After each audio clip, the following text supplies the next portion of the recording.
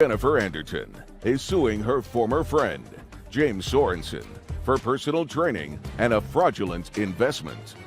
Court come to order. All rise. Have a seat, please. Case 2125, Anderton versus Sorensen. Thank you. You're welcome. Ms. Anderton, your case against the defendant is twofold. First, you claim a loan to him in the amount of $10,000. And while he doesn't deny that you gave him $10,000, it is his defense that this was not a loan, but an investment in a project that went south. It went south because somebody conned him, and thus you were conned as well. Somebody took off with the money. The second part of your lawsuit is that Mr. Sorensen is a trainer of some sort, a personal trainer, fitness trainer, and you retained him to put you on some sort of a regimen of both diet and exercise. And you paid him in advance. He wasn't forthcoming with all of the training sessions he was supposed to give you, became unavailable. You want a refund of some of that money. So the first thing I'm going to deal with in your lawsuit is the $10,000 exchange of money. If I find that that, in fact, was a loan or was fraudulently entered into as a result of being duped and being a dope, then I'm going to give you back the money. Then I don't have to get to the training because that's the limit of my jurisdiction. Do you understand? I understand. Okay, great. How did you meet him? I met him on a dating site, actually. When? Early June 2021. Did you date? We befriended each other. And after our first meeting, that is when I had just come off of a ventilator of 10 days. I was a nurse, contracted COVID. He actually came to my home and said, I could really help you get back to where you were. I needed rehab. Okay, so after the first meeting, you were not dating? No. Is that right, sir? That's correct. And that was in June of 2021? Yes. When did you, Mr. Sorensen, tell Ms. Anderton about this investment opportunity? It was about a month into... So 4 weeks later? Right. 4 weeks later, you became close enough to discuss with her a business opportunity? Yes. And did you discuss this business opportunity with her in her home or over the phone? In her home. So I want you to tell me your version of exactly what you told her. So I had a friend come to me and... You had a friend whose name is? His name's Scott. Scott what? I can't remember his last name. I don't believe you. Okay. If it's true, then it didn't happen. If it's true that you can't remember his last name, it's because he doesn't exist. Oh, he does exist. Oh, sir, you didn't give all that money to somebody whose last name you don't know. I want you to understand that. Then you're looking at me and saying I must have stupid written on my forehead. You don't look like a stupid man. Absolutely not. Yeah, you look like you could be a cunning man, but you don't look like a stupid man. So if Scott doesn't have a last name, he didn't exist. I want you to tell me that's in my brain. In my brain is if you can't come up with a first and last name of somebody that you gave thousands of dollars to, he didn't exist. Okay, in your mind. Keep going. I'm not going to keep going and dig any holes. I'm just telling you what the facts are. No, those aren't facts, sir. That's a fantasy. You know, you're not mentally challenged in any way, are you? No. I want to tell you, if I told my 9-year-old grandchild who asked me for $100 because she wanted to invest it with a friend, I would say, what's the friend's name? I don't know. So I'm not giving you $100 to invest with somebody whose name you don't know, because I'm absolutely positive that if you said that to her, she would have said, well, what's this person's name? I want you to tell me now, Mr. Sorensen, what was the investment? It was for happy pills. It was for what? Happy pills? Don't look at me. Happy? Did you say happy pills? Yes. Okay. Tell me about it. Tell me what you told her. You want to invest in happy pills. Yes. What she'd say to you? She'd say to you, I'm a nurse, you know, so I'm an educated person. What's wrong with you? Okay, keep going. Keep going. I want to invest in happy pills. Right. Your friend Scott. It was a friend of a friend. His name was Scott. Okay, and he introduced me to him and said that, hey, he went. No, you mean Scott introduced you to somebody else? No, my friend introduced me to Scott. I didn't know his last name, but we knew that he was in the industry. Okay, so your friend introduced you to Scott. Yes. What's your friend's name? His name is John. I promise. Where does he live? He lives in Salt Lake. What's his telephone number? I have no idea what his telephone number is. Just a second, get out your phone and tell me what your friend's telephone number is. Everybody has their friend's number in their phone. I don't know what his telephone number is. Then you see why I don't believe you, sir? Do you understand why I'm having a problem with your story? It's okay. Do you understand why I'm having? So a friend whose number you don't have in your phone wanted to introduce you to somebody whose name you don't know to invest in happy pills. And this is what you told her? No, I'm asking you a question. Is this what you told her? I have a friend. This is what I told her. John, I have a friend, John, who knows a guy, Scott, who has this company that's going to make happy pills. I just want to know if that's what you're trying to tell me that you told this woman. I am. It's okay. I don't know why she would make up that story that No. She's not making up the story. You're making up the story. Okay. And if I'm wrong about this, I actually don't feel badly, sir, because then you're the dope that got duped. And later today, You devalued her car while you had it. Yeah, okay. You used the car for 2.5 years that was running. It stopped running because the engine was blown. Yes. And then you stopped making the payments on it. Yes. Yeah.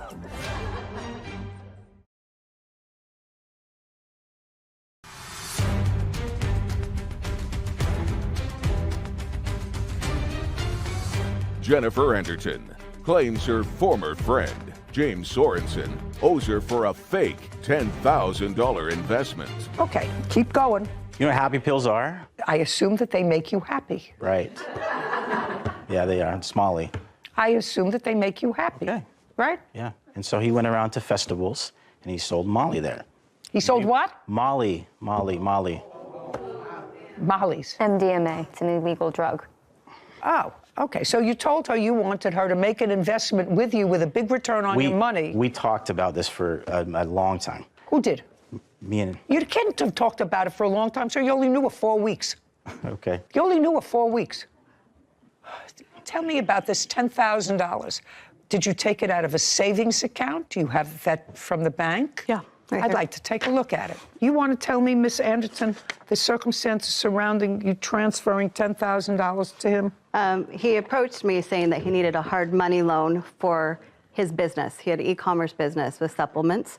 His father and mother had given him the loans in the past, for the past 5 years, and they've gotten a good return. It was a for sure deal. He goes around and this is their festival project time. They make a lot of money doing this. What does he do? For supplements.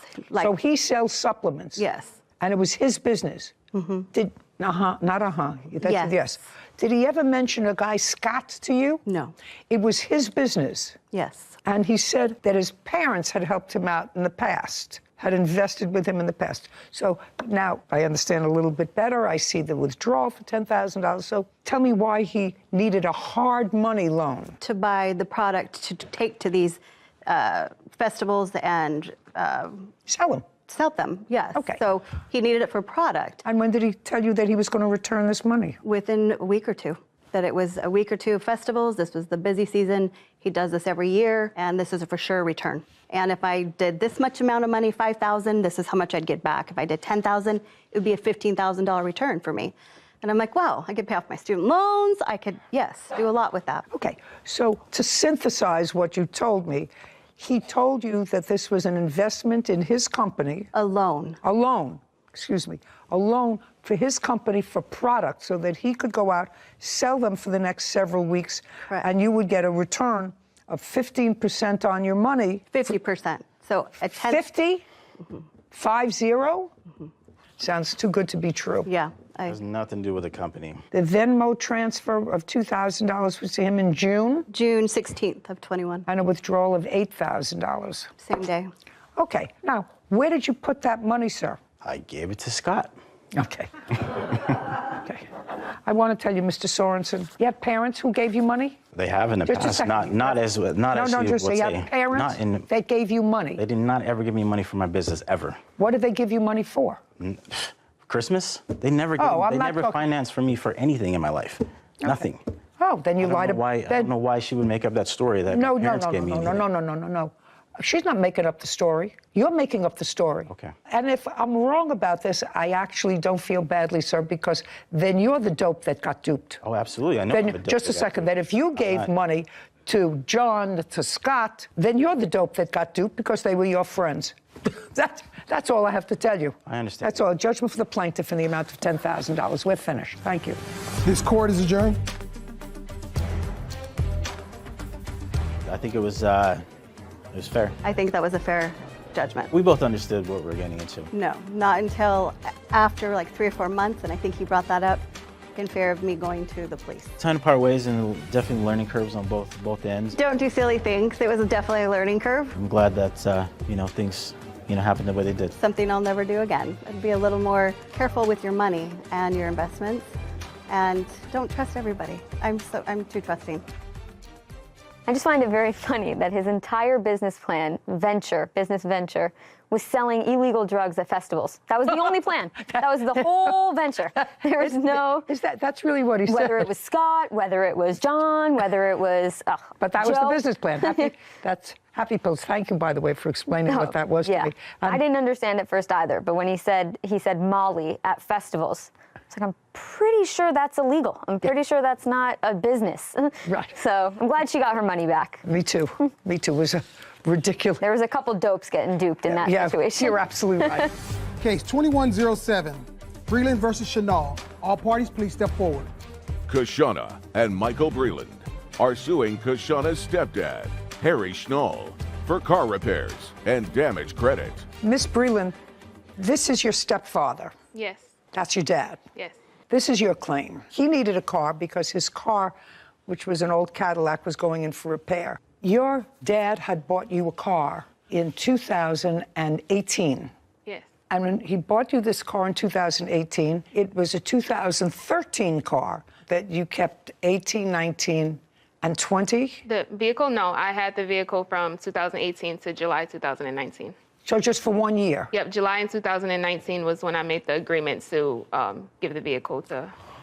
Okay. You made the agreement to give it to your stepfather with the proviso, because you were buying a new car, another car. Yes. According to you, that he would take over the payments on the car because there was a loan on the car that you were paying off and that your father was a signatory on. Yes. And you have children, and I don't know why this car was no good for you anymore, but you said you got another car because of your children. Yes, I got another vehicle because I had an additional son, and it just wasn't enough room for 3 kids. What kind of car is it? It was a GMC Terrain. It's an SUV 5-passenger, but I felt like I needed a little bit more room, so I ended up getting a 7-passenger. That way I could have the 3rd row. Okay. So according to you, the arrangement was he would take over the payments on the car, and the car would be turned over to him as soon as he finished making the payments on the car. Yes. Was that your agreement with him? Yes, that was our agreement. And he did make payments on the car in 2019, 2020, 2021, and according to you, he stopped making payments in 2022. What month in 2022? January 2022 was the last payment I received. As a result of which, both of your credits were at risk. He dropped the car off at some relative's house because the engine was blown. He had it towed to some relative's house and stopped making the payments. Yes, that is correct. Your stepfather says, well, that really wasn't the agreement. My Cadillac wasn't working. It was in the shop in 2019. And the agreement was, while the car was in the shop, I would use your car and pay you $225 a month for it. But as soon as my car was out of the shop, you would take the car back. That's what you say, sir. Yes. Yeah, I would take it back until my car got fixed. And the only reason it took so long to get fixed because of the pandemic, you know. And why? People couldn't go into their garage to fix a car? Yes, they probably could, but at that time, I really didn't have the money to go and pay for it, so I just... Well, that's your problem. I understand that. Well, that's your problem. So the car was fixed, but you didn't have the money to go and pick up the car. No, it wasn't fixed. Oh. So I didn't have them fixed until I'd be able to get the money to go have it fixed. Did you explain that to her, sir, when she gave you the car? No. See, my agreement thought I was going to keep the car until my car gets fixed and I would make the monthly payment. That's what I had. I understand that, but what... Yeah. I understand that. Okay. Mr. Chenal. Yes. But taking your story, if my stepfather said to me, listen, I'll take your car, I have a car that's in the shop, I'll use it and pay for it while the car's being fixed. Not what? In my view, that would be, well, maybe it would take you 2 weeks. Maybe it would take you a month. Maybe it would take you 2 months. But it wouldn't take you 3 years. Your Honor, what I'm saying, my car wasn't in the shop, my car was broke down. And I told her, I thought we had agreement to me make the payment on that car till I get ready to get You my told me that already. car fixed. But I didn't put it in the shop till I was able to put it in the shop to get fixed. You devalued her car while you had it. Yeah, okay. You devalued the car. You got a car that was running. You used the car for 2.5 years that was running. It stopped running because the engine was blown. Yes. So it was dead stop. You had to have it towed to somebody's house. Yes. And then you stopped making the payments on it. Yes. Yeah. Yeah.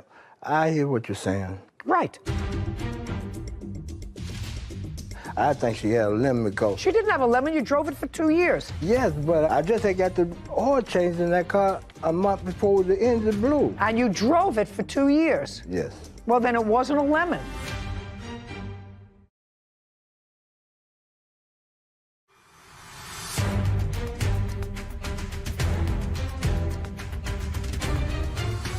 Kashana and Michael Breland claim Kashana's stepdad, Harry Schnall, owes for car repairs and damage credits. Now, you have to act not only responsibly, but it would seem to me morally. This is your stepdaughter. You've known her for a long time. Yes. She went out, based upon her agreement with you, she went out and bought another car. Yes. Does the other car have a loan? Yes. Well, now she's stuck with 2 loans. And one of them has a car that you blew the engine on. I made sure the main was up on that car. I think she had a lemon because... She didn't have a lemon. You drove it for 2 years. Yes, but I kept... Well, I just had got the oil changed in that car a month before the engine blew. I don't know why the engine blew. How many years did you have the car? 2 years. And you drove it for 2 years. Yes. Well, then it wasn't a lemon. Okay. How much was left on the loan of the car? There is still $3,752.63 owed left on the vehicle. Okay, and where is the car now? It is parked at a relative's house. Your problem is the car is in your name. So you have to sell the car, subject to this lien. You have to be able to get something for the car. Do you understand? Yes. What's the value of that car? Based on 80,000 miles, it didn't say in the papers, but around 7,000 to 9,000. And what if it's in very poor condition? I have to look into it. Take a look and see, because this car so far is not running. Yeah. And it hasn't been running for almost now a year. Yes, that's correct. So at best you could sell it for scrap. So you have to get the car and you can scrap it because nobody's going to buy it when they can't drive it. So Kelley Blue Book will not provide an estimate for poor conditions, vehicles that are not running or in poor condition. But for a fair condition, they say between 5,000 and 6,000. Well, this is non-running. I know. It's been not running for a year. I can't get an estimate for a non-running vehicle from Kelley Blue Book. So now I know what the parameters are. You want to tell me about where this agreement took place with your stepfather? The agreement took place at the car lots because I was in the middle of getting a new vehicle, so we were at the car lot. So that was in 2019? July 3rd, 2019. So you went with him to get the new car? Yes. Oh, good. So tell me about the conversation. So I asked him, I was like, hey, do you think that, because in order for me to get this new vehicle, they said that I had a debt to income ratio thing because I couldn't get a new vehicle with owing money on the other vehicle. So I said, hey, how does this sound? You're down a vehicle because the engine blew on your prior vehicle. How about I give you this car, you finish making the payments on it, and then I get my new vehicle. But in order for me to get my new vehicle, I needed a co-signer. So I said, how about this? How about you co-sign on this new vehicle for me? Yes, my stepfather. You co-sign on this new vehicle for me. I'll make the payments like I always do. And you just take over the payments on my GMC Terrain. He said, okay, yep, we can do that because I need another vehicle. So he is the co-signatory on your new car? That at the time, that was the vehicle that I had. I now have a different vehicle. You mean in 2019 you had yet another car? Yes. But I made sure that I paid it off and there was no effect to him by any means. Okay. Because I knew that, it wasn't just in my name, it was in his name also. So I didn't want to do that to him. So I made sure that not only did I pay the vehicle off, but I got the transmission repaired and then I sold it. So what does your father have to do with this case? So my father was affected because with the payments being late. The car was in my name also. Oh, so it was in joint names, you and your title. daughter? Well, they were supposed to put it as me, the co-signer, but they put me as the primary. Exactly. Yes. Okay, all right. Have you been making the payments since January? I was making payments on it from February to September. And then what happened? I couldn't afford to make the payments anymore. I'm a single mom of four kids. So what happened? So it's behind now. Since September? Yep, it's behind since. September, October, November. So it's behind 3 months. Yes. Had they notified you that they want to repossess it? No, They haven't not notified. repo. They've given us options to try to save our credit after Okay, I'd like to see what those options are. Did they send it to you in writing? No, Did they send No, you it a was letter? verbal on the phone when they called, and we were discussing other options that they may offer to Okay, so make what was the this so best it's not option worse. that they offered you? The best option that they offered was basically to come up with about $396 to pay to get the car note caught up because it was 4 months behind. The car note's $225 each month. So it wouldn't have got... No. So they didn't offer you a whole payout. They just offered you To catch up. to catch up. Yeah. Right. Okay. But still, what's due and owing on the car is $3,752. Yes. Okay. And when your stepfather agreed to that, did he say anything to you with regard to his Cadillac going in for service and he was going to just use it until his Cadillac got... No, Your Honor, that is incorrect. Okay. You remember going with your stepdaughter when she was purchasing a new car in 2019? Yes, I do. Did you co-sign that car for her? Yes. So far what she says is accurate. Yes. And at that time, did you take her old car? Yes. I have no idea what you can get for this car. And you know how you relied on him to be a good guy and to do what he was supposed to do? Yes. I'm awarding you $3,752. That's for you to pay off the bank. Then I don't think you can find a buyer for this car. You may have to scrap it, right? Yeah. It's possible that there's no point in fixing it. You're not going to invest thousands of dollars in fixing it when it probably is at best worth $5,000. And if it's going to cost you $3,000 to try to get it up and running, it doesn't pay. $11,000. It doesn't pay. So I'm going to rely on you to do the right thing. It sounds as if you do that. That while I'm awarding you $3,752, whatever money you get for the car goes to him. Do you understand? If you scrap it for $70, he gets it. I don't see that it's worth much more. I certainly wouldn't invest in a car that's been sitting dead for a year with a blown engine. Judgment for the plaintiff in the amount of $3,752. We're finished. This court is adjourned. I think it was pretty fair. I think it was very fair. My agreement, though, I paid for the car until I get my car fixed. I've tried multiple times to reach out to him, and I couldn't get a hold of him, so it's really sad that it had to come to this. You had to do what you had to do. That's all I can say. I've learned that you can't help anyone, not even family. Time to move on. Go on about my business, yes. I'm a nice person, so I guess you just sometimes can't be nice to everyone. You know what's so disappointing? She seems like a very lovely young lady. Her father seems like a nice man. He had actually helped to purchase the first car, and I think co-signed a loan for her or bought her the car in 2018 that she then turned over to him. But he's been her stepfather for a long time. How could you be so irresponsible? And you know she's a single parent of 4 children who relies a lot on her credit.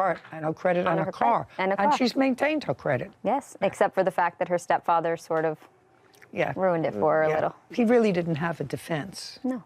I don't think he had a defense. I don't think that you borrow somebody's car until your car is fixed 3 years later. I don't think that's... Terry Smith is suing her ex-husband, Tony Smith, for 3 ATVs and a lawnmower. Court cut in order. All rise.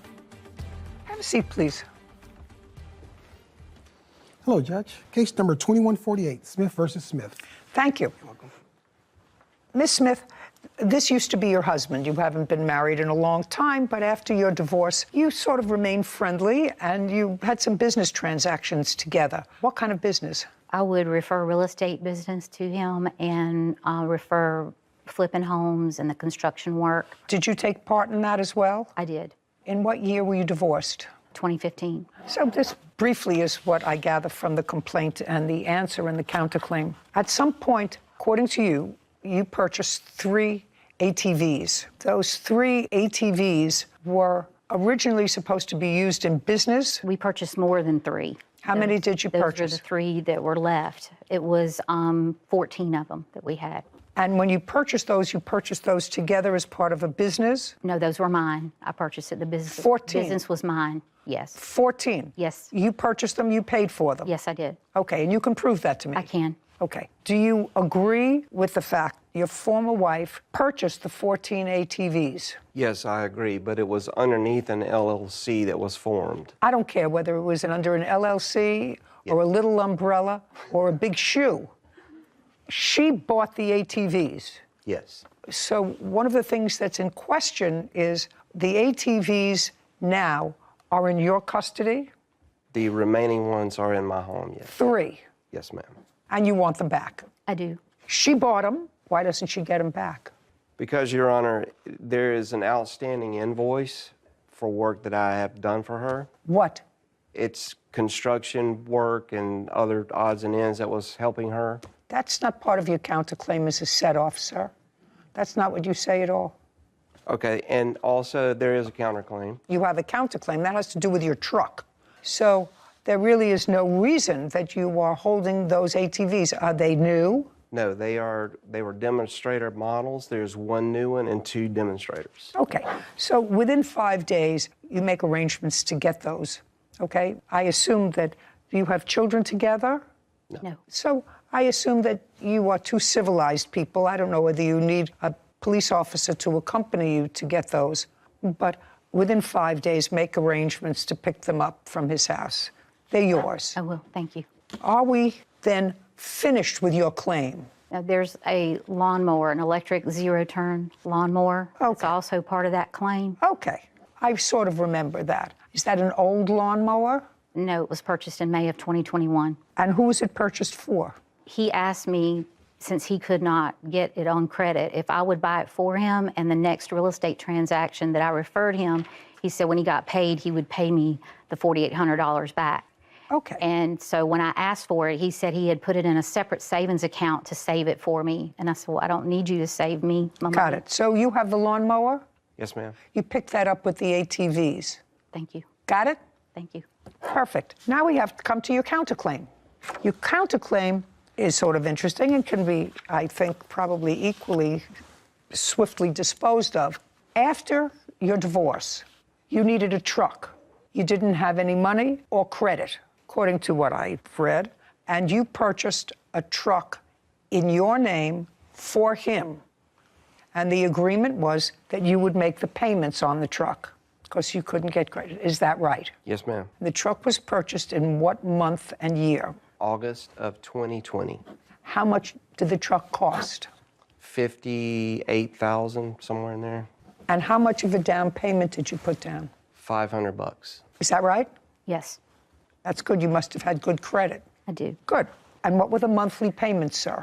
900 and I can't remember exactly. It was under 1,000. It was 940 something dollars, I think. And you paid for the truck the month of August of 2020 and all through 2021.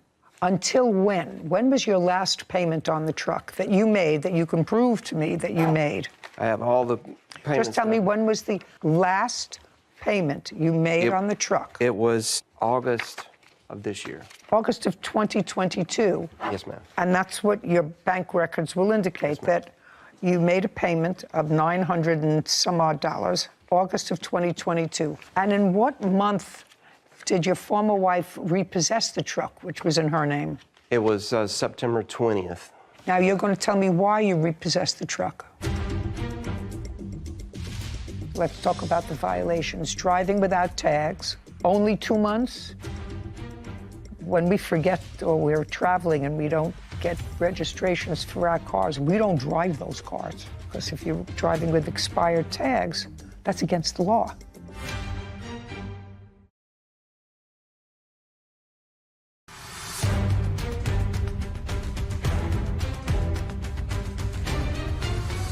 Terry Smith claims her ex-husband, Tony Smith, owes for 3 ATVs and a lawnmower. Tony is countersuing for the value of a truck. Okay, you made a payment of $900 and some odd, Yes, ma'am. August of 2022. And in what month did your former wife repossess the truck, which was in her name? It was September 20th. Okay. Now you're going to tell me why you repossessed the truck. Yes, that truck's first payment was due on October 30th of 2020. I made the payment on November No. 28th. No, I'm not interested in history. Okay. I'm interested in, he says that he was making payments on the truck. You say he stopped making payments on the truck, which is why you repossessed it. You didn't want your credit to be at risk. It was 2 of the first payments that I made, and I said, I'm not doing this again like I did on the last truck where I make every payment. But the insurance, I asked for the insurance to be paid since April of 2020, and I requested this on June the 28th of 2022, and I said, here's the insurance premiums I've paid on the GMC truck since we've had it, and it was $1,596. His reply was, I'm happy to pay the insurance on my truck, but don't just dump 2.5 years on me at a time. I will need to break this up into 3 increments. This was June. I don't have any money. The insurance and taxes, the taxes this year is the first time he's ever paid taxes on the vehicle, and it was 1 year late. He drove on an expired tag for a total year. The reason Is that just a second, is that correct? I'm sorry? Did you drive on an expired tag No, for a ma'am, year? it was only a few months late. So you drove It wasn't an entire year. How many months? 2 months. Well, that's too long. I agree. And was your agreement that you would maintain the insurance for the truck as well? That was something that we discussed, and because of the real reason she actually agreed to purchase the truck, we had a previous truck that was also I was driving, and because of the LLC that the truck was under, it was a very high commercial insurance rate. So she felt that it would benefit her to get another truck and come out from under the commercial rate that she was paying for insurance, and she was going to put it in a group insurance policy. Where is the truck? Where is the truck? You've had possession of the truck. That's correct. So you get all the benefit of the truck, and she gets all the detriment. I'm just referring to what we I'm discussed. just what I'm not getting from you, sir, is any sense of the whole idea was this is going to be my truck. As soon as I finish making all the payments on the truck is going to be mine, right? That's correct. And if you didn't make payments on the truck, absolutely, she has a right to repossess it if that was your agreement. And you acknowledge that that's your agreement, right? That is the agreement, but I have made every payment, and I have that's what paid you all s- the taxes. Well, the word paid all the taxes eventually, didn't pay them when due. That happened once. Didn't pay them when due, pay them eventually. What about the insurance? The insurance, I agreed to catch up and pay her back for once she told me what it was. Okay. I never received any information about the insurance amount until she sent it all in one. Okay, she sent it to you in one email. Lump. That was in June, and you said I couldn't pay it, and she repossessed the car in September. Between June and September, did you make any insurance payment? No, I did not. Why? It was a lot of things going on at that time that there was money owed to me as well from her. So it was a lot of discussion going back and forth about that. Well, but one thing is clean. You know about the insurance, and if there's money that she owes you from construction or real estate or whatever it is, you have to put that in compartments. Where is the truck now? I took the truck back and it is sold. Did you ever tell him?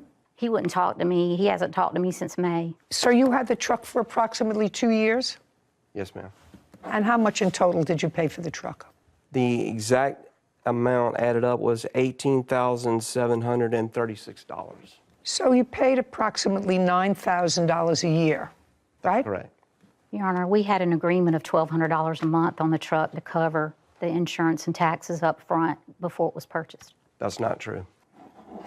Well, if you paid approximately $9,000, Mr. Smith, and you used it for business, correct? That's what you used the truck for. So you paid approximately $750 a month if you paid $9,000 each year for the 2 years, $1,870. You say the payments were $900 a month. That means that there was a shortfall. Can I bring us? It was more than 2 years. It was August of 2020 until September. August of this year.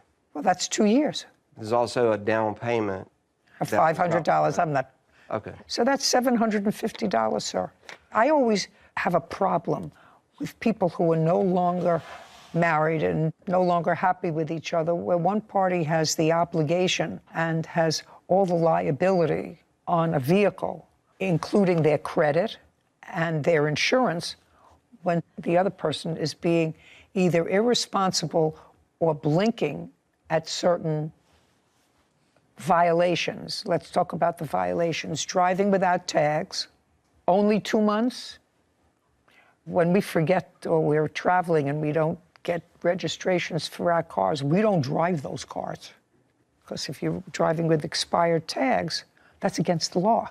I would like to point out, if I may, that the bill for that obviously went to her address. It was not given to me. Yep. Now, that's not my. I understand that I need to be aware of it, but I never received that bill. I gave it to him the very month it came in. Just a second. That's not true. Just a second. You're a big boy. You know when your car has to be registered, you have a little yellow tag on the back like everybody else. And insurance, you know, you're supposed to pay insurance. That was your agreement. You were supposed to pay insurance. And you didn't pay insurance. She's going to show me how much was left on the loan and how much she sold the truck for. If she sold the truck for more than was left on the loan, the difference between, you're looking at me, the difference between that belongs to you.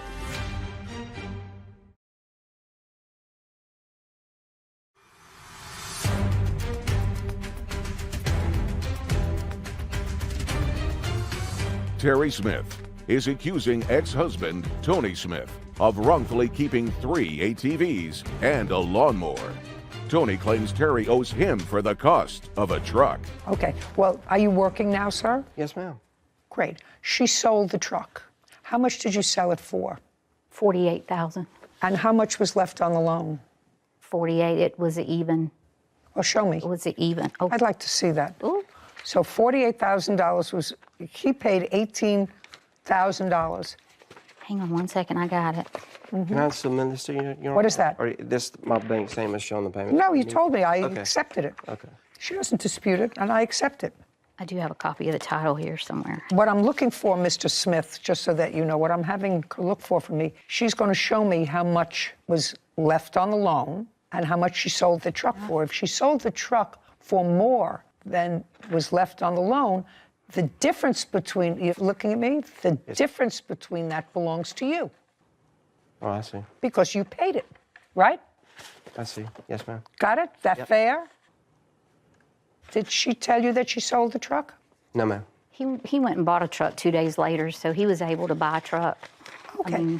Would you find those papers for me while you're I'm looking for I'm those sorry, papers for me? Mr. can't. Smith, did you buy another truck? Yes, ma'am. Good. Did you put a down payment on it? Yes, ma'am. And you own it now? Yes, ma'am. And you're driving it now? That's correct. What would you do with a second truck? Well, I was forced to buy one because I had I no understand warning. I understand you were forced to buy one, sir. But if you had the truck and you weren't going to use 2 trucks, you would sell this truck for whatever amount you sold it for. And if there was any overage, you'd get to. I offered to purchase the truck from her. In fact, she understood that I was planning to purchase the truck from her. Don't tell me what she understood. Right now, you don't need a truck, and I'm going to find out whether or not she has to give you any money as a result of what she sold the truck for. This bill of sale does not have the amount on it. I didn't realize that. I'll have to get that from. Well, this is the time to get it. I'm sorry, I did not realize it didn't have it on there. Okay. Oh, you sold it to a company? I did. Oh, okay. Not to a private party? No. Is that the same company that you purchased it from? No, I purchased it from a different dealership. Okay. Do you have the exact amount that the loan, the extant loan was? The original loan was 60. No. I'm sorry. The exit loan? Yeah, the exit. It was between 48 and 49,000, give or take. Yeah, hang on. And the truck was, and the truck I have it. was purchased for 56, so that amounts for his payments plus interest. I have it. That's the difference of what they gave me. I originally put the down payment on that truck as well. He did not. That doesn't matter. Yeah, that was the difference they gave me in the sale. Okay, so this is the difference. Yes. Between what was on the loan. Exactly. Between what was on the loan. Exactly. And this. Okay, so the excess, sir, was $2,225. She put in the deposit for the truck when it was originally purchased of $500? She did not. Yes. Who did? I did, and I have a copy. I have that in this record right here. Show me. We added tires, we added all kinds of extra I don't stuff care. and I everything don't to care. it. and I don't I paid for that I as don't well. care. I don't care. Yeah. This is actually, Just show me it's on my phone. Can I show it? Can I? from 2020. Yes, what had happened, the amount actually came off of this statement copy. Let me see. Can I submit this to you where I made the 2 payments on the truck when he first started? I made the very second payment and the 4th payment on that truck because he wouldn't make it. I also notified him on June the 20th that he had 30 days to get the truck in his name, and I never heard anything. You can't notify him within 30 days to get it in his name. That's not the agreement. Let me see. Yeah. There's this. Yellow. Yep. Purchased authorized August 22nd, and this is 2020 20. for $500. Okay, so the difference of $500 that came out of your account brings the total excess that she received $1,725. She's coming to pick up her lawnmower within 5 days and her 3 ATVs. At the same time, she's going to give you $1,725, which is the difference between what was owed on the truck and the profit that was made that she didn't pay for. We're finished here. Thank you very much. This court is adjourned. I think it was fair. Well, it was a little less than I thought I was going to get back from it, and there's a lot more to the story that obviously I couldn't get in. Well, I mean, I had the truth, so. She understands why that is because there's an outstanding invoice from me for work that I've done that she's refusing to pay for. I have supported him since 2003. Construction work, I did a lot of planning and helping her with her current home that she's living in. It is just one thing after another, and I could never owe him one dime. I mean, everything was fine between us. Has trauma bonded me and manipulated me and gaslit me for all these years and kept me around just in case other relationships didn't work out. Until she found out I was seeing someone else. No. I had been asking for everything of mine that he kept and held hostage for a long time before that, but he's probably had many more before that. I just didn't know about them. But I'm happy. I was thinking he was making me think that we were reconciling while he was using me. I don't see us talking anymore. The bank is finally closed, and the bad bargain has just been a nightmare. It's been hundreds of bad bargains. No more business ventures. You see, it's always a mistake, unless you're married, to co-sign a loan for anybody, a boyfriend, a somebody. An ex-husband. Especially an ex-husband. Yeah. Because I think what you said was true. There's always one person that gets no benefit and gets slighted and has their name on the line for their credit for future purchases that they want to make, and the guy who gets to drive the truck. And the guy gets to drive the truck. Of course, he says that the reason she got all hot and bothered is because he has a girlfriend now. I would have felt a little more sympathy towards him had he not gone out 2 weeks later and bought a new truck. Robin Slagle is suing her customer, Jack McCurcheon, for tuition and administrative fees. Court come to order. All rise. Have a seat, please. Hello, Judge. Case number 2126, Slagle versus McCurcheon. Thank you. You're welcome. You run a school. Yes, ma'am. It's a program. Is it a school or a program? It's a program. What's the difference? The program is not a school where the children come every day. They come twice a week. Parents? They come twice a week online. No, we are in person. In person, yes. Okay, so twice a week they are there at a brick and mortar place. Yes. And how long have you had this program? We actually started this program during the lockdown in 2020 spring. So this is at the end of our first semester of our 3rd year. Okay, and tell me, who runs the program? I do. You have an educational background? I do. I have a master's in education. Does anybody run the program with you? I have a staff, but I'm the sole director. Is this an annual program? We do operate on a semesterly basis as far as payments, but the classes just roll over from first semester to second semester. And is there a contract? Yes. Okay, and you're going to show me the contract that the defendant signed on behalf of his son? Yes. Because that's what this case is about. Yes. The only interesting part of the case is your son was enrolled in the program. He was terminated from the program for let's say, misconduct. That's true. And it was misconduct that was replicated in violation of the rules at least 3 times. Kind of. Not kind of, at least 3 times that you acknowledge. Okay. That's not an okay.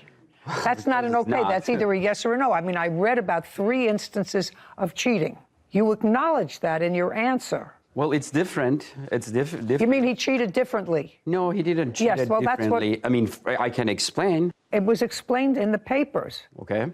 And you weren't there, so you can't explain. But you acknowledge the fact that he cheated. He was given a warning. You were advised. He cheated again. You were given a warning, and he was allowed to continue. On the 3rd such event, the school terminated him. Is that what I read? Yes, ma'am. And that's what you acknowledge in your papers. Yes. Yes. Okay, well, that's a yes. And he was within a semester. You would pay the tuition and then try to reverse the payment because you paid on a credit card.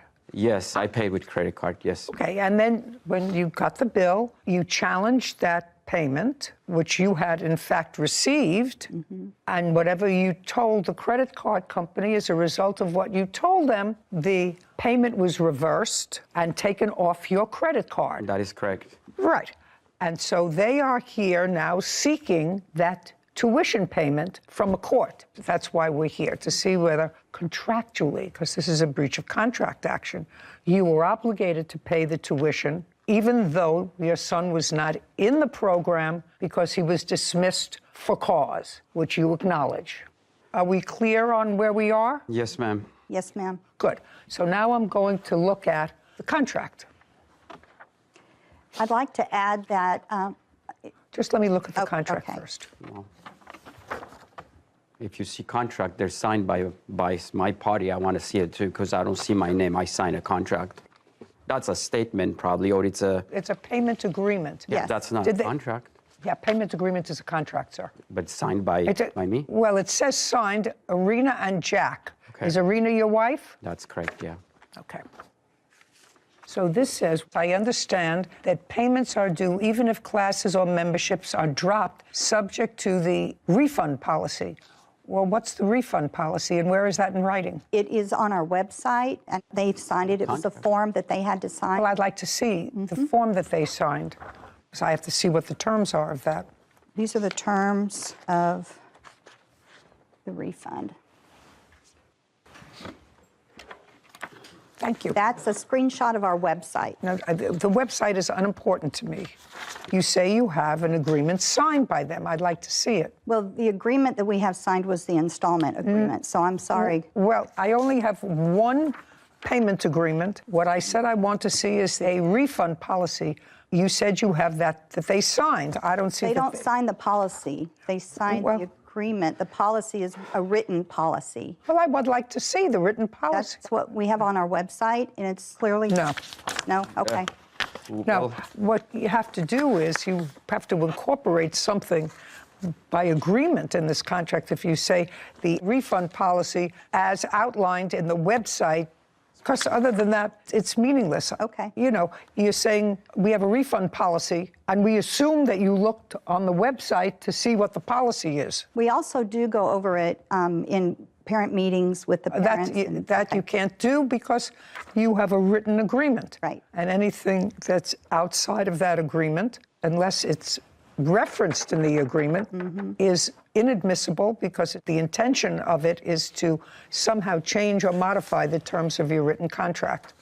Okay, so in what month did the defendant's son start the program? In August of 2021. And it runs in 2 semesters. And when was he terminated? He was terminated in February of 2022.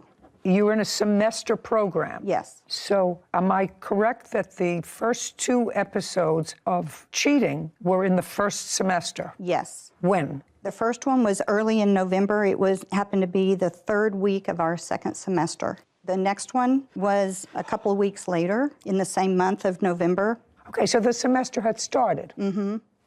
Second semester. Yes. And on what day in February was he terminated? He was terminated on February 24th, I believe, yes. And when you terminated, the defendant, I assume, paid the entire semester's tuition for the 2nd semester. The second semester, he signed the installment agreement, which is what you have there.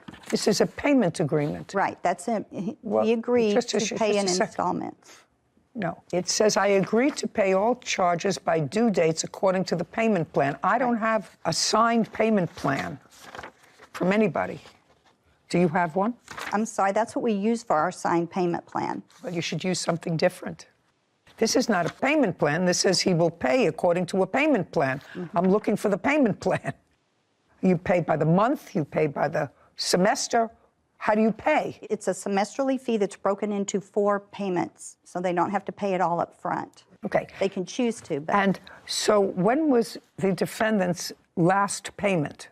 they paid through the semester, Through what semester? second semester, Okay, so they paid in full. through the installment. So what happens is they agree to be automatically billed. And so every month, a certain amount comes out. and- Just a second.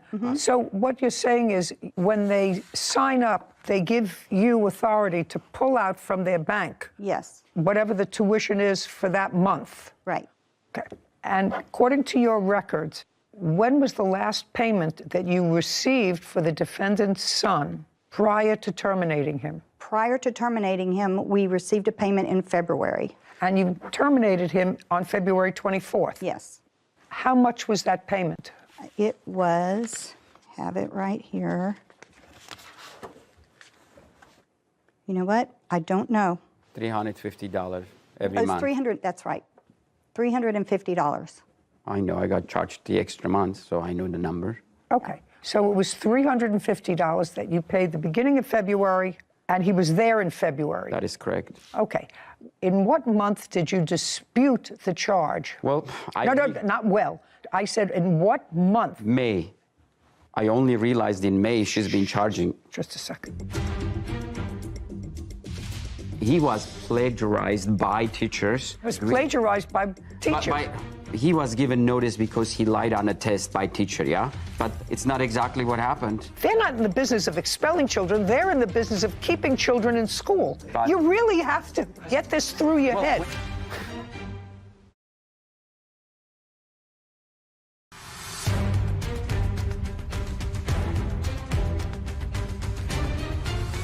Robin Slagle claims her customer, Jack McCurcheon, owes for tuition and administrative fees.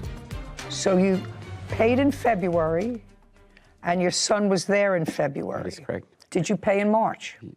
It was taken out of my Yes. account without me knowing, but yes, Is that $350? that is correct. And did you pay in April? I did pay in April. Okay. Now, the May payment, is the May payment the payment that you canceled? No, on the May, I also paid for a May payment. Looking at my statements, I said, why are we paying for the child? He doesn't go to school anymore. And that's when I called them. And then I called my credit card company, explained to what happened.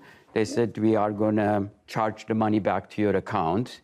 And that's when I kind of looked through paperwork, and I'm an immigrant in this country. I don't read really well. I can speak. And my son, he's a young guy, and he knows exactly what it is. And that's what I brought him. I said, can you see, do we owe these people money? And if you guys allow it, I can have Alex to explain what here shows. Just see it. He doesn't have to explain anything to me. Okay. I'm not new to the country, and I was legally trained, so I don't need your son. I assume you're not legally trained? I am not. To interpret something, a piece of paper. So now I will look at the piece of paper that you're relying on, but I want to tell you this, sir. I pay the tuition for a lot of people, a lot, because I have 13 grandchildren Okay. in school. Okay. I'll take that, Kevin. Thank you, I'm sorry.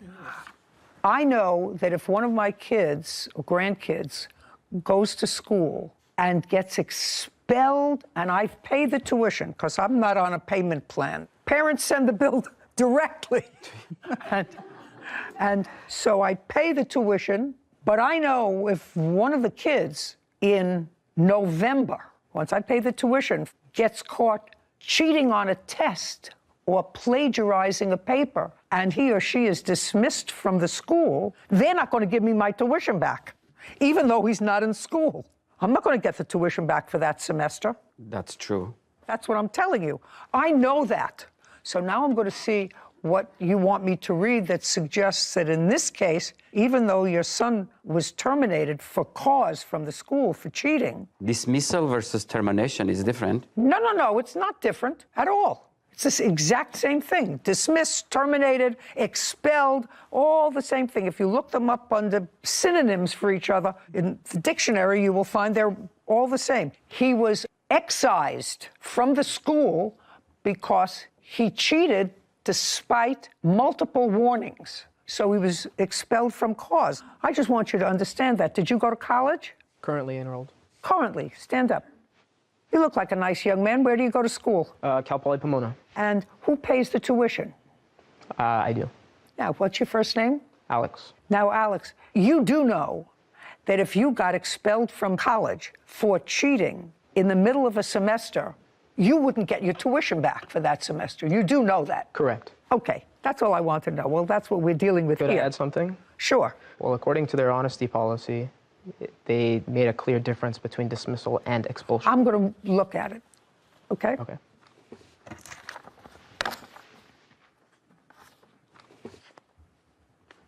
Okay, so what you gave me now acknowledges that you received the refund policy. Thank you very much, because she wasn't able to prove that she gave it to you, but now you gave it to me, so I know you were given the refund policy when you enrolled your son in school. So we weren't given, but it's something they have it on their website for you to... Just a second. Well, I then you didn't look. sign. You don't have to sign. Then you looked at the website. You gave me this. Do you understand? After That's what this I mean, happened, legal. I went and tried to understand. Well, what you should have happened. done it before. Well, You were I own a perfectly construction capable of company. doing it When before. I signed a contract, I signed and I explained everything. You and just people told get me copies. 5 minutes ago that you didn't sign any contract. Well, now you acknowledge that you signed the contract. I'm just reading this that you gave me. A contract has to be a complete contract. If Just there a is second. something... For somebody who's, not here, not from this country, and doesn't understand things, you seem to understand things very well. I know the contract has to be completed. Well, that's very good. A lot of people don't know that. So if I give a contract for a statement, then I say, go in my website to read about our refund policy. That's not part of the contract. That's their rules, no? I didn't sign refund policy. You don't have to sign a refund policy. You just have to be aware of it. If I don't know how to get into website or don't know. You gave me the evidence. But this was done after everything done. I I'm looked not into sure. it. Okay? You were certainly aware of how to do it, either before or after. When I sign contract with someone, I disclose everything, and they initial, and they get copies. I get copies, and that's a legal bonding contract. Good. What law school did you go to? None.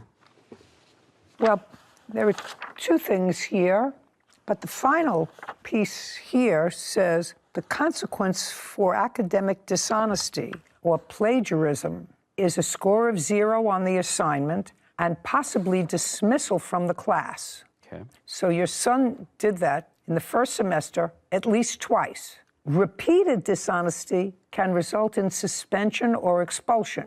Now you can stand up because your father says he doesn't understand everything. I think he understands everything just fine.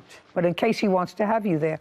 Now, when you were discussing this with your father, did you have any conversation with him that suggested to him that, if I went to college and I cheated 3 times or 4 times, I plagiarized a paper and I was kicked out of school, I wouldn't get my tuition back? Did you tell him that?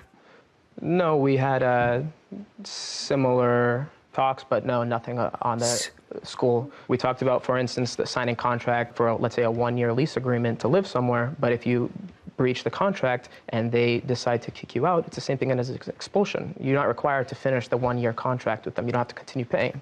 If they decide What are you kidding? I am not. If you get evicted from a property, do you have to continue paying the entire year's lease? Yeah. If you breach a lease, he or she can evict you. And yes, you will be responsible for the remainder of the lease. Oh, I was unaware of that. Yes, you will be responsible for the remainder of the lease. You have to understand, and your father has to understand, the reason that he was expelled is his fault. And the reason he was expelled had nothing to do with them. It had to do with your father, because you were put on notice that he was plagiarizing and cheating on tests. If what you're suggesting is the 3 times that your son was caught cheating were the only times he cheated, you're deluding yourself. he got caught 3 times. Because if these were the only 3 times that he cheated, he is the unluckiest person on the planet.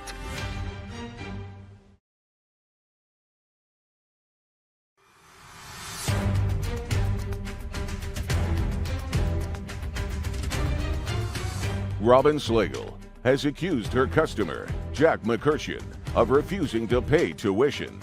Jack claims he is not required to pay because his son was dismissed from her school. You were put on notice, and instead of being more vigilant, the conduct continued. He lives in your house. How old is he? 14. 14. Well, I want to ask about this plagiarizing thing, which it is, because remember beginning you asked me that he was plagiarized by teachers, which I was not. He was plagiarized by teachers. Like he was given notice because he lied on a test by teacher, yeah? But it's not exactly what happened. Well, then you should have, just a second, then you should have contested it, sir. Well, you should have contested it. Did you say? If they don't want him to be out of the school, they don't want him to be there. No. What do you do? I mean, you go what do you fight do? with them? What do you do? You pay the tuition for that semester because that's your contractual obligation, and you tell your son you better straighten up. And if I have to take you to a psychiatrist, if I have to take you to a therapist, if I have to find a more rigid school environment, I'm going to do that. Well, he really didn't cheat. You really have to get this through your head. When he says cheating, last time he was expelled from the school. Do we have a... No, don't look at her. That day he had an excellent score on his math, and his last test was his history, and he forgot to learn the history, and he did have a paper with him, but he did not cheat it. Actually, there is no proof he cheated that day. All right. They're not in the business of expelling children. They're in the business of keeping children in school. How many other students were expelled from the school the semester that this defendant's son was expelled? 0. Yeah. Wow. They're in business of keeping children in school. I guess my son was that bad for her to expel her. She said they didn't expel any other children. I'm going to ask her, how many children were enrolled in the program at the same time the defendant's son was enrolled in the program? Approximately 70, 75. Okay, and of the 70 to 75 students, the only student expelled was the defendant's son. Yes, ma'am. That should tell you something, sir. Stop making excuses. Okay. I didn't tell you, he didn't look at the paper, he had it underneath him, but he didn't look at it. Well, plagiarizing, so he copied from somebody on a paper that was supposed to be original work, did it once, he did it twice. Do you understand your son has a problem? Well, we all have problems. No, I never had a problem being expelled from school, sir, for cheating. I never had a problem being expelled from school for cheating. I have lied. I have 5 children and 13 grandchildren. All have completed college, some professional school. None of them have ever been expelled for cheating. That's a lot of people. Do you feel it's fair to expel a child from a school because of cheating? Cheating? Absolutely. Not that I usually let people ask me questions, but the answer is absolutely. Because if 70 children are working hard to get good grades and studying and creating original works when they're supposed to create original works, and your son who's getting a 99 on a math test when he's been getting low scores on tests, all of a sudden becomes a shining star one day, and it's a pattern, and then they find another cheat sheet under his bottom. That's something that suggests to the other 70 students that are trying to do the right thing, that it's okay to cheat. And so if you want to cheat on this test to get a 99, it's okay. You can't run a school where you permit kids to mingle with kids who are trying with kids who are cheating. So do I think it's fair? Absolutely. Okay, how much money was reversed by this bank? $1,050 plus $45, a $15 fee per transaction. $1,095. Okay, judgment for the plaintiff in the amount of $1,095. Sir, your problem is not with the plaintiff. Your problem's with your son. He's like all of us. He made a mistake. And no, he didn't make one mistake. I'm going to tell you something. Honestly, I used to say when I was practicing in a different court that if criminals got caught the first time or every time that they committed a crime, they'd stop committing crimes. The problem is they commit a crime and they don't get caught. And then they commit another crime and they don't get caught. Then they commit the third crime and they get caught and they're brought to court. And their lawyer argues This is their first arrest. Not their first crime, because they can't argue that, but it's a first arrest. So if what you're suggesting is the 3 times that your son was caught cheating were the only times he cheated, you're deluding yourself.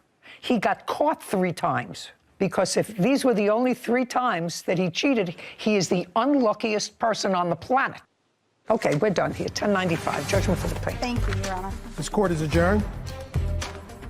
I felt the difference was between different wording, what it means as far as being expelled versus being like sent home. I'm extremely pleased. This was totally a matter of honesty and integrity. And obviously it stems from the father down to the son. But he explained that's the same word. And again, that's why you come to court, and she did what she had to do. We have kids that try to cross the line, come close to that line. But as I mentioned, our instructors are pretty savvy and they're on it, and we can tell pretty much so. I am happy finally done. It's been a burden, it's been a stress, and hopefully it's done. Cheaters never win. So I think it's really important for the plaintiffs, as the runners of a homeschooling system or a schooling system, to have a better contract for the parents that are signing, especially with a payment plan option. There should be exhibits attached to the signature page, not just referencing, oh, we're agreeing that we read the policy from the website. It's just as easy for you to reprint it, attach it, and require a signature, an initial on the bottom, so that you don't have parents like these that say, I never went to the website, I never saw it. I agree with you. If you have problems like this, there's no denying the fact that you initialed each page and each policy. I think that this is a learning experience because they just started the program in 2020. And this is probably the first experience that they've had because he's the first never expelled anybody else. But they'll clean up the contract. Paul is suing his neighbor, Stacy Benedum, for breach of contract and attorney fees. Court come to order. All rise. Have a seat, please. Case 2128, Hall versus Benedum. Thank you. You're welcome. Mr. Hall, you and the defendant are neighbors. Yes, ma'am. And your houses are right next to each other. Hers is on the corner, mine is right next to her. Yes. Got it. What your complaint is that I see where those two, the truck and the vehicle behind it. The trailer, yes, ma'am. The trailer. The property to the left of that is your house. Yes, ma'am. And the property to the right of that is the defendant's house. Yes, ma'am. And it is your claim that the defendant, in writing, agreed to sell you that little piece of property that looks like it's been carved out of her property. Yes, ma'am. Because you had a narrow driveway, you wanted to park these two vehicles. Yes, ma'am. Based upon that agreement, you went ahead and did some work on that piece of property. Yes, ma'am. You put down gravel, you planted flowers, all to make it look as if that piece of property was part of your house. Not so much to make it look like it's part of my house so I can get in it, because the agreement was that there was 3 pine trees there prior to her telling me that I can buy the property. No. The 3 trees that are there had nothing to do with this except that they were taken down. And were they taken down and the removal of the trees was paid for by you or by her? By both of us. By both. Okay. So you asked to have the trees removed, and you both paid to have the trees removed. Okay. Not only did you cut the trees down, but you took that property and made it look like yours. You say that there was an agreement in writing for her to sell you that piece of property. So I'd like to see that agreement. Yes, ma'am. There's no agreement in writing. Don't say anything. The very top line. Just a second.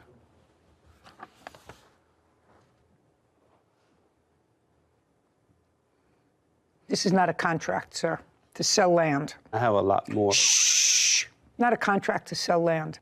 I see what she says to you. I am agreeing to sell you the property you are currently parked on for $1,000 plus costs. Let's get this in motion ASAP. And then she doesn't hear from you, and that's the 18th of May. And then she writes you again a little bit later, and she says her offer will expire at the end of today's business day, 5/19. And on 5/19, at 10 o'clock at night, you write to her, hey, Stacy, I've started working on things this morning. I have already been to the city of Akron, and once they are done and I get a surveyor and so on, I will keep you updated if that's okay.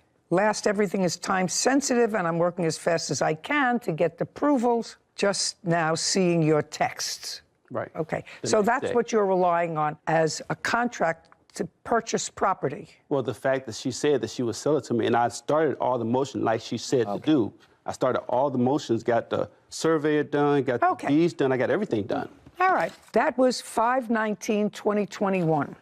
So show me what you did based on this and what you spent based on your belief that she had agreed to sell you the property and you had an agreement for sale, which is like a contract for sale of property. Most people know that when you sell a piece of property, you get a survey, you put it in the contract, you have a contract when the property is going to be transferred. That property would have to be surveyed because clearly you're carving a piece of property out of her property. I want to see what you did and what you spent, because if you spent money based on this, I may consider that as part of your lawsuit. Because then it turned out she didn't want to sell you the property. By the way, I wouldn't sell him the property either. It makes your property look ridiculous. It does.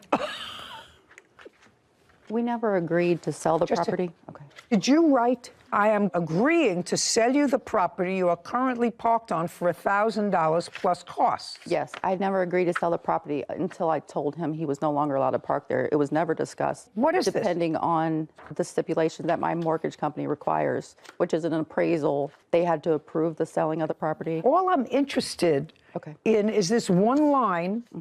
The other ifs fall after that. It says, I'm agreeing to sell you the property you are currently parked on for $1,000 plus costs. Yes. Okay, so you did that. Yes. I want to see the things that you started to do right after May 19th. You said, I've already started working on things this morning. This is May 19th. I've already been to the city of Akron. Yes. This is a receipt showing the $800 from the surveyor. Okay, may I see that, please? There's that one. This is a receipt from the attorney where I had the deed paperwork done. I'm looking for a date on this, sir.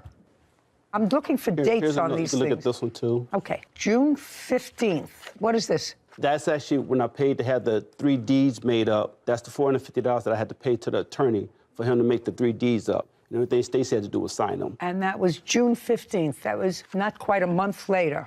Right. I started the next day. Okay. And this is so far what you spent in reliance on her statement that I'll sell you the property for $1,000. This is a breakdown that I have, that I wrote down, that you can show her that, of everything, the timeline and... I don't need a breakdown of the timeline, sir. I need the bills for this, not what you wrote. Okay. I need the bills for 6 tons of gravel. That was in July. Here's one receipt right here. Okay. Did he ever give you $1,000? He never paid me. I'm a common sense person and a property owner. It was overreaching to think that you could buy a piece of that land for $1,000. Overreaching.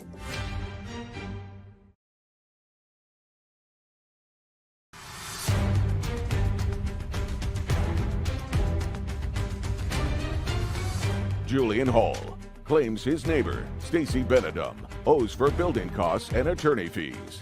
Stacey is countersuing, claiming Julian was illegally parking on her property.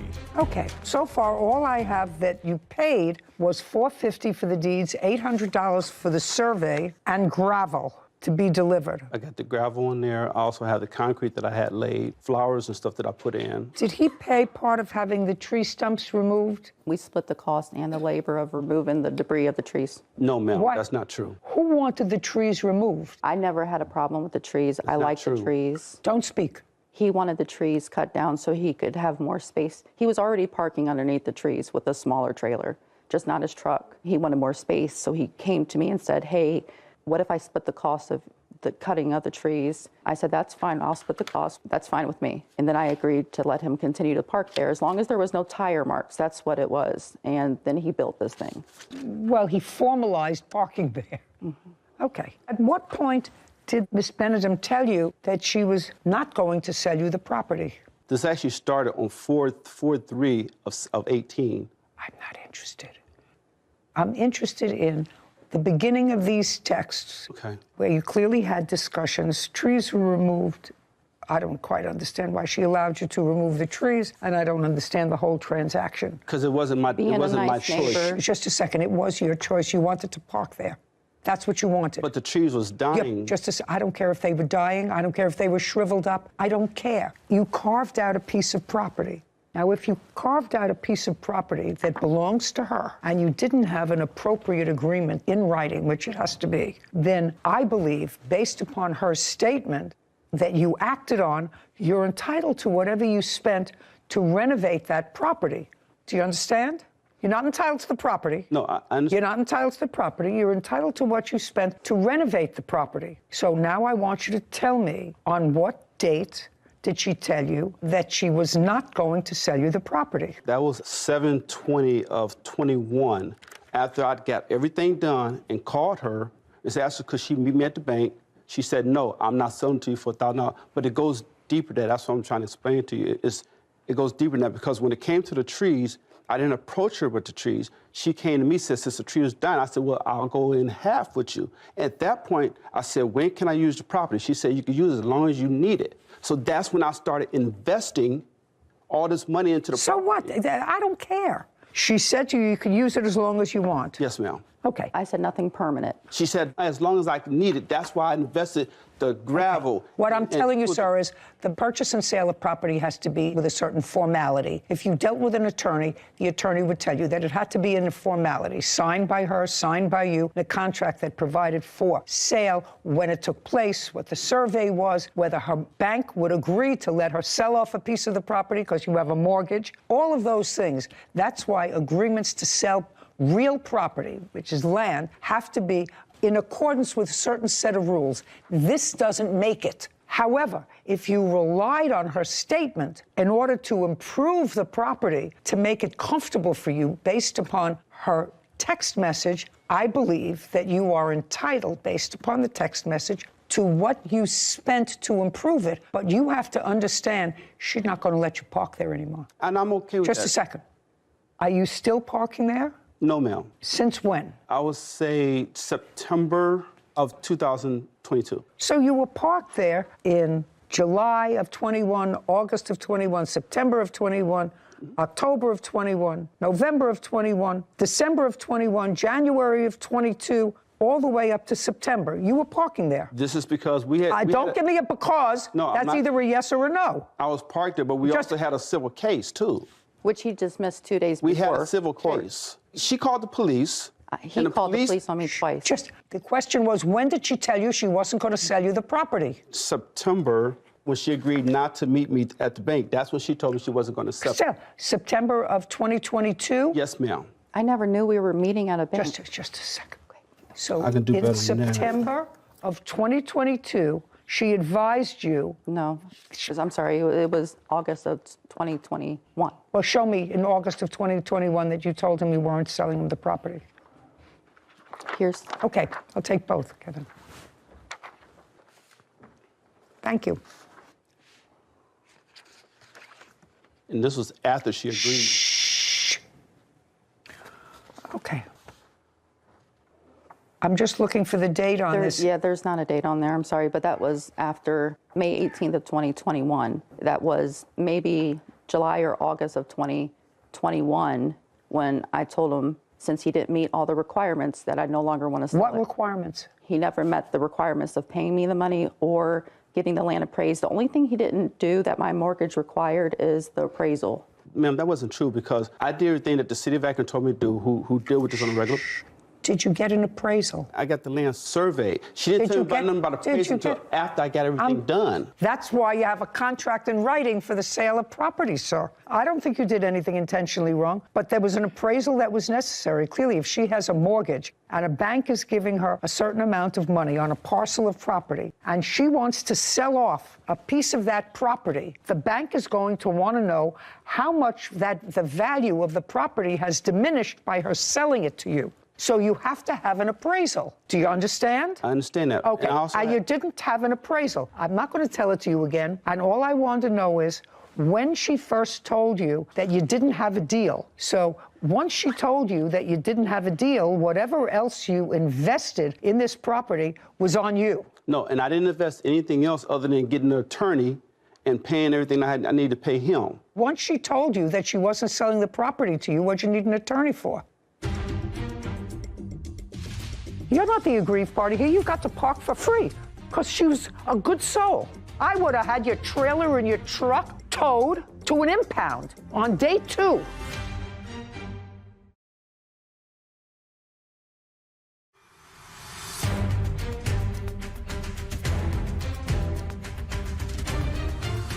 Julian Hall has accused his neighbor, Stacy Benedum, of breaking their agreement. Stacy claims there was never an agreement and is countersuing for parking fees. Once she told you that she wasn't selling the property to you, what'd you need an attorney for? Because I had already had an investment after she said she was going to sell it to me. Once the attorney got involved, he told me to dismiss the case. Then after that, like 3 days later, I moved off the property. Just a minute. So who brought a civil case? I did. When? Last year of 21. And what happened with that case? It was dismissed. What did you bring a case against her for? For breach of contract. It was dismissed because there was no contract. Your Honor, can I say something? What? He made all these improvements in 2018 before we ever discussed selling the property. You mean he put the gravel in? Yeah. Well, how could he put the gravel in over trees? The trees were cut down in 2018. Is that right, sir? Hey, That's correct. the trees yes, that were cut down in 2018, well before this. Yes. So you did use it. You used it for how many years? You used it 18, 19, 20, and 21. You used it. You used it. You had value from it. You had value from somebody else's property. You used her property for you to park on. You can't. I wouldn't have done none of this if she would have told me no. Every move that I made, I asked her first. I got it in text message. I asked her, can I do this? Can I do this? She said, yeah, go ahead and do it. If she would have said no, I wouldn't have done none of it. I wouldn't have put a dime into the property. I'm not going back to 2018, sir. If you made these improvements in the property in 2018 or 2019, before there was any hint of a writing that she was going to sell you property. She had a verbal that I can park there as long as I wanted to. Okay, your case is dismissed, Mr. Hall. You don't have a case. You did park there until she told you not to park there anymore. And you had the benefit of parking there for at least 3 years. I got money invested that she told me you that had I the could do benefit it. of parking your things there for at least 3 years. Are they gone now? His truck and trailer are, but the gravel's still there, and we have to clean up, get rid of that stuff. It was a huge mistake, so you're going to have to take care of that yourself. Okay. And I would take care of that because that looks ridiculous. I will. That looks ridiculous. You have a counterclaim. Yes. For parking. Forget it. But listen, I told him he couldn't park there back in May of 2021. He continued to park there till... So you should have been more vigilant. My attorney didn't notify him till May of this year, of 2022, that if he continues to park there, we'll charge him $75 a day. And he continued to park there until the case was dismissed in August of 2022. So I'm only suing him for May of 2022 to August of 22. And did he move it? He did. Okay. You still living there? Yes. Do you talk to him? No. Had you talked to him previously? Yeah. We had a good relationship. I'm a common sense person and a property owner. It was overreaching to think that you could buy a piece of that land for $1,000. Overreaching. And if she had it appraised, and if it's something that you want, and she had, I guarantee you that that little piece of property would be appraised at a far higher cost than $1,000. Guaranteed. And I guarantee you that her bank would say, you can't let him buy that piece of property for $1,000. How much of a mortgage are you carrying? $76,000. Not going to let her sell off that piece of property. You had the benefit of that piece of property for several years. I have to tell you that I really think that it's much nicer to look at plain grass than it is to look at a trailer and a truck from her backyard. Your Honor, I wouldn't have done none of it if you would have said do it. Do you know what your attorney said to you? I can't help you. You don't have a contract. And Mr. Hall, that's what I'm telling you. I can't help you. You don't have a contract. And from what I know now, this all started in 2018 before there was any discussion of buying the property that you can prove to me. Because the thing that you gave me was in 2021. I have to tell you, you never had a problem because she was a good neighbor.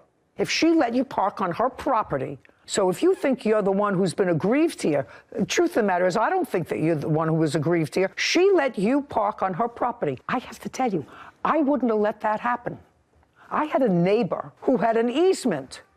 And I said, all I want from you when I bought the house was I want you to say that you will never try to claim this property by adverse possession and that you understand that it's my property. And then you can use it because it was a place that looked like it was part of his driveway. Mm-hmm. And he said, I'm not signing that. I said, if you don't sign it, I'm going to put a fence right in the middle of your front lawn, which is where my property line is. I don't hear from him. I said, you have 24 hours to sign the paper, or I'm putting a fence right in the middle of your front lawn, because that's my property and you have an easement. And he didn't sign it. He would have lived with the fence until today, because it's still there. Now his children are living with the fence because he's gone. You're not the aggrieved party here. You got to park for free for 4 years. For free. Because she was a good soul. She's not a bad guy. She was a good soul. I would have had your trailer and your truck towed to an impound on day 2. She let you park there for 4 years. I wouldn't have been there. Goodbye, we're done. Thank you. This court is adjourned. She knew what type of work I